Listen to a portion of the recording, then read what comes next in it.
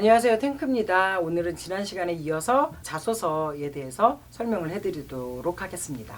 그리고 마지막 4번. 자, 4번은 학교마다 좀 다르다고 말씀드렸잖아요. 예전엔 더 많이 달랐어요. 학교마다 특색이 다양해서 학교를 다르게 쓴 아이들은 4번을 다 다르게 써야 되는 그런 어려움을 겪었었는데 최근에 많이 통합이 됐습니다. 기본적으로 모든 학교의 4번에 반드시 들어가는 것이 지원 동기예요. 왜 우리 대학, 우리 학과에 원서를 넣었느냐라는 것을 질문하죠. 대학보다 더 중요한 것은 학과예요. 우리 친구들이 지원 동기 쓸 때 학교의 인재상 되게 많이 이야기하거든요. 근데 제가 그동안 보니까 학교의 인재상을 내 자소서에 내가 거기에 맞는 인재다, 이걸 일부러 특별히 문장을 막 쓸 필요는 없는 것 같아요. 오히려 숨은 영역들, 만약에 자기주도 학습 능력이 뛰어나고 아니면 세계인, 문화인 이런 부분들이 강조되어 있다면 내가 세계적인 시각을 어떻게 가지고 있는지, 문화적인 시각을 어떻게 가지고 있는지 이런 부분들을 암묵적으로 드러내야지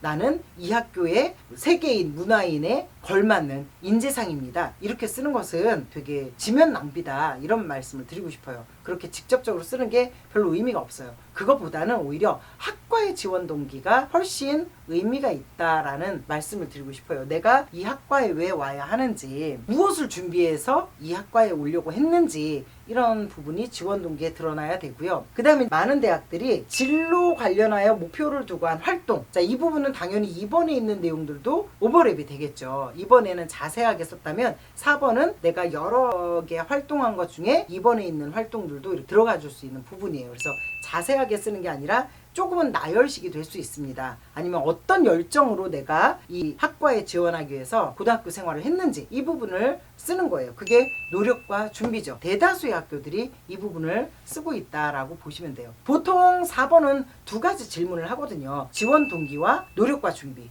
또 지원 동기와 학업계획과 진로계획. 근데 이제 노력과 준비는 고등학교 때 했던 활동이라면 학업계획과 진로계획은 앞으로 대학에 와서 혹은 대학 졸업 뒤에 이 학과를 공부해서 무엇을 하고 싶냐라는 것을 물어보는 거거든요. 그런 것을 물어보는 데가 손에 꼽아요. 서강대나 서울시립대, 동국대, 성균관대 정도가 진로계획에 대해서 질문을 하고 있습니다. 그리고 이제 다른 기타 문항들도 있어요. 서울대 같은 경우에는 나에게 가장 큰 영향을 준 책을 3권 이내로 선정하고 그 이유를 각각 500자씩 쓰게 되어 있죠. 그래서 책 역시도 나의 진로에 영향을 준 거니까 인성적인 영향을 줄 수도 있고 또 학업에 대한 영향을 줄 수도 있어요. 근데 그 부분이 결국은 마지막 끄트머리에는 내 최종 꿈과 내가 지향하는 가치와 관련이 있겠죠. 그래서 이 책으로도 그 친구의 어떤 지원 동기를 볼 수 있다. 고려대 같은 경우가 아주 특별한 질문을 하고 있죠. 너를 내가 왜 뽑아야 되느냐, 이런 질문을 하고 있어요. 지원자를 뽑아야 되는 이유를 써라.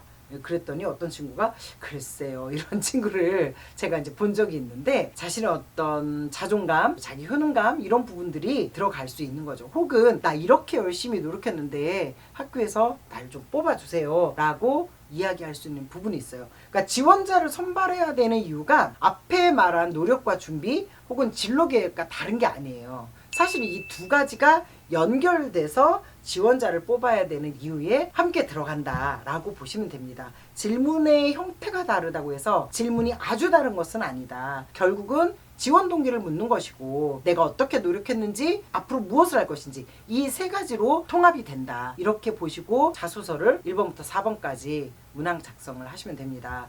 자, 이제 6월 모평도 끝났겠다. 우리 친구들 자소서를 쓰기 위해서 고군분투할 텐데 진짜 손 가는 대로 쓰면 안 돼요. 정말 계획하고 어떤 모습을 보여줄 것인가를 고민하고 각각의 문항의 뜻에 맞게 1, 2, 3, 4번 뜻에 맞게 이 답안을 해야 됩니다. 어떤 친구는 1번에다가 2번에 써야 될 내용을 쓰는 친구가 있고 3번에다 2번에 써야 될 내용을 쓰는 친구가 있어요. 그러니까 질문과 무관하게 내가 하고 싶은 말만 하는 친구들이 있거든요. 이제 그러면 안 된다는 거죠. 그래서 정확하게 문항을 파악하고 어떤 소스로 어떻게 배치할지 먼저 고민한 다음에 그 내용을 구체화시켜서 다 뭘 쓰라 그래요? 배우고 느낀 점이라고 했잖아요. 무엇을 했는지는 생기부 있단 말이에요, 이미. 그래서 한양대는 자소서도 안 받는 거거든요. 아마 앞으로도 이 생기부가 좀 더 풍성해지면 자소서는 사실 구실을 못할 수도 있지 않을까라는 생각을 조심스럽게 하는데, 여하튼 그런 부분들을 구체화시켜서 쓰는 것이기 때문에 무작정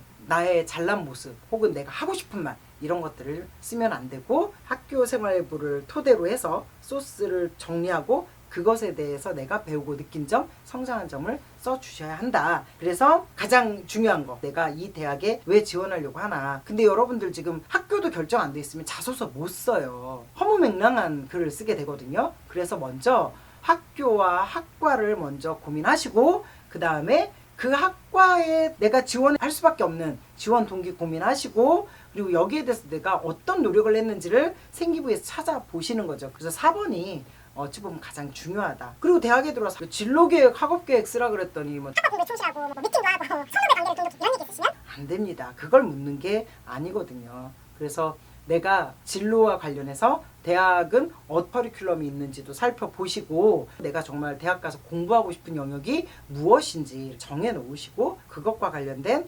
학업계획, 진로계획을 쓸 수 있으면 됩니다. 그래서 4번을 먼저 딱 해놓으면 여기에 맞는 내 모습, 나의 학습 능력 이런 부분들이 나오잖아요. 그래서 거기에 맞춰서 1번, 2번, 3번을 쓸 수 있습니다. 이제 자소서의 작성 팁을 말씀을 드릴 텐데요. 일단 자기소개서의 이 문항은 학생의 성장을 보기 원해요. 자소서를 통해서 이 아이가 어땠었는데 어떻게 변화했는지 이 활동을 통해서 활동을 통한 성장이 중심이 되어야 돼요. 자기소개서 1번부터 3번까지의 문항은 배우고 느낀 점이라는 부분을 중심으로 성장 또는 발전, 변화라고 말할 수 있는 부분이죠. 자, 그래서 우리가 성장을 표현하는 방식을 두 가지를 제가 말씀을 드릴 수 있어요. 첫 번째는 활동을 가운데다 두고 비포와 애프터로 나누어서 나를 표현하는 거죠. 비포, 내가 이 활동을 하기 이전에 이 부분에 대해서 이런 모습을 갖추고 있었는데 활동을 통해서 이렇게 변화되었다. 생각의 변화, 활동의 변화, 가치의 변화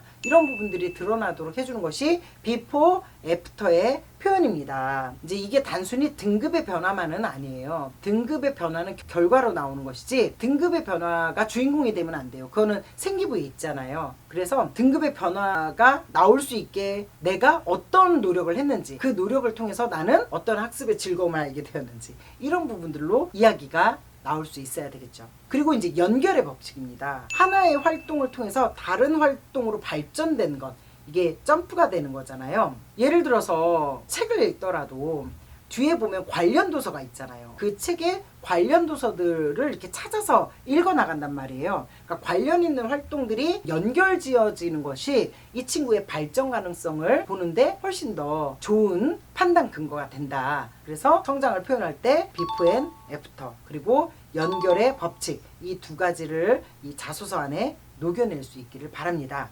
그러면 비포 애프터를 쓰려니까 반드시 아까 활동이 필요하다 그랬잖아요. 이 활동은 추상적이면 안 되고 구체적이어야 됩니다. 그래서 에피소드가 들어가줘야 돼요. 3번 문항 같은 경우는 아이의 뭐 실천한 사례를 들고라고 했잖아요. 이 사례 자체가 에피소드거든요. 4번 같은 경우는 약간 에세이처럼 쓰여지는 경우가 있다면 1번, 2번, 3번은 마치 눈에 보이듯이 현장감 있게 에피소드를 중심으로 비포 애프터 혹은 활동의 연결 이런 부분들로 활용을 할 수가 있습니다. 그래서 이 에피소드는 반드시 성장을 뒷받침할 수 있는 것이어야 되겠죠. 그래서 소스는 생기부에서 끄집어내는데 이것을 하기 위한 동기나 성장한 모습은 여러분들이 더 추가적으로 쓸 수 있는 거예요. 그래서 학생부에 있는 것 그대로 갖다 쓰면 안 된다는 말씀을 드릴 수 있는 거죠. 조금 더 발전되게 쓰고 싶다면 이 활동이 생기부에 있는 다른 활동과 어떻게 연계가 되었는지 이렇게 찾아볼 수도 있어요. 보통은 공부법들로 많이 이야기하거든요. 뭐 수학을 이렇게 해서 잘하게 됐는데 그걸 뭐 영어 학습에도 적용을 했다. 뭐 이런 식으로 적용하는 사례가 가장 많아요. 이 보편적인 부분이라는 거 말씀드릴 수 있고요. 이런 식으로 써주어야 합니다. 그런데 관련성 없는 활동을 연결하면 안 되겠죠. 당연하게도 관련성 있는 활동으로 들어가 주는 것이 좋다. 이렇게 말씀드릴 수 있어요.